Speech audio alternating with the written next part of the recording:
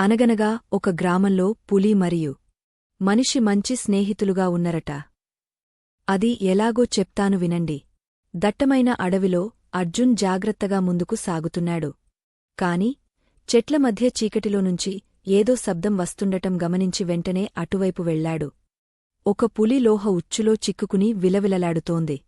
అర్జున్ నెమ్మదిగా దగ్గరికి వెళ్లి తన చేతులతో ఉచ్చును కత్తిరించి దాన్ని విముక్తం చేస్తాడు. మెల్లగా మందు పూస్తాడు.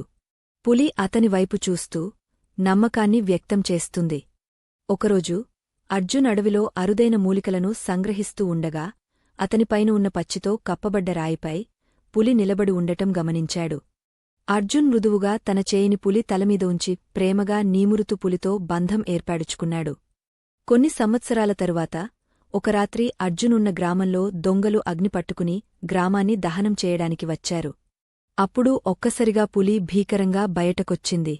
దాని గంభీరమైన గర్జనతో దొంగలు పారిపోయారు. అర్జున్ నవ్వుతూ పులిని చూసి వారి బంధం ఇక శాశ్వతమని అర్థం చేసుకున్నాడు. ఆ రాత్రి తరువాత గ్రామ ప్రజలు పులిని దేవతగా భావించారు. అలా అర్జున్ మరియు పులి మంచి స్నేహితులు అయ్యారు. ఈ కథలో నీతి: సహాయ సహకారాలతో ఏర్పడిన బంధం శాశ్వతంగా నిలుస్తుంది.